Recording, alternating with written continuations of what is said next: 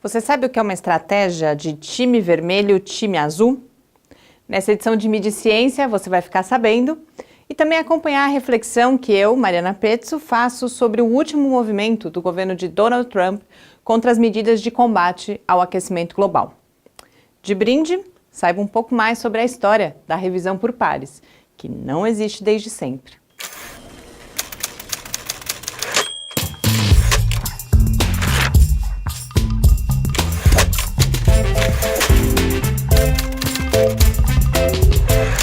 Que alguma coisa está fora da ordem não é exatamente novidade.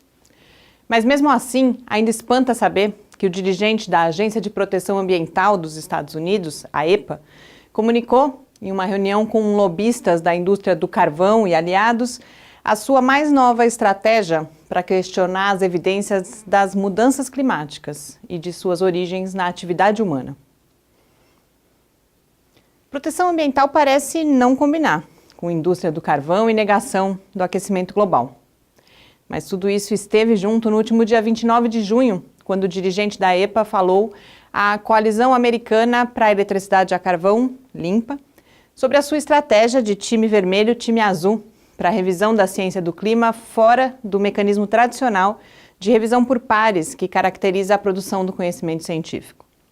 O conceito de time vermelho e time azul é inspirado em exercícios militares em que, fundamentalmente, uma equipe ataca algo, um alvo, que precisa ser defendido pela equipe oponente.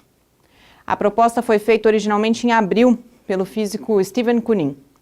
Ele sugeriu a formação de um time vermelho de especialistas que criticassem os principais relatórios sobre as mudanças climáticas. Depois, essa crítica seria comentada por um time azul de cientistas que sustentam o consenso sobre as causas do aquecimento global, em um movimento de idas e vindas que se desenrolaria às vistas da opinião pública.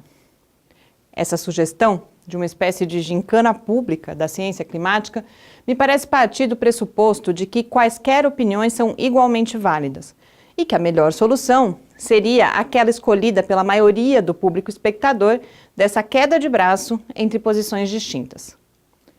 Como eu assisti recentemente ao blockbuster O Círculo, eu pensei que o filme traz uma visão semelhante de uma democracia direta em que, da solidão dos nossos smartphones, a gente escolheria as melhores soluções para a humanidade simplesmente apertando um botão e manifestando justamente as nossas opiniões e os nossos desejos.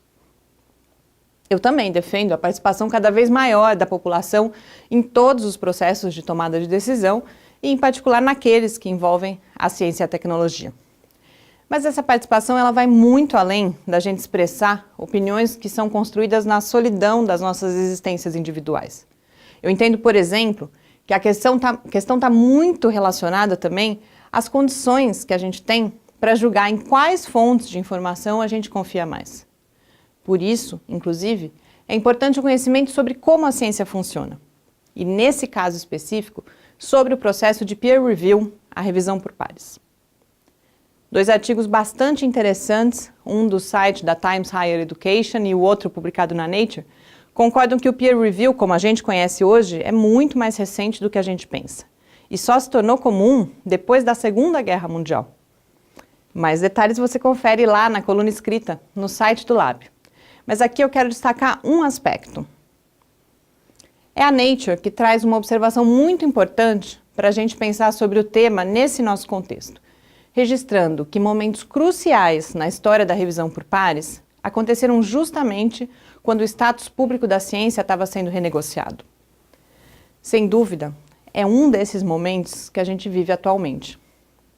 Eu não defendo uma ideia de método científico infalível, inquestionável, ou que apenas a ciência tem direito à voz naqueles debates em que ela tem algo a dizer. Mas o conhecimento científico e a forma como ele é produzido tem dado evidências robustas ao longo de mais de um século dos seus potenciais de compreensão do mundo à nossa volta. Se há falhas em casos específicos, elas devem ser questionadas, mas não com uma brincadeira de criança.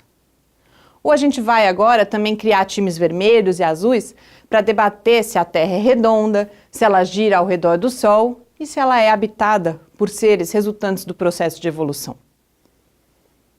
Boas leituras e uma ótima semana de reflexão.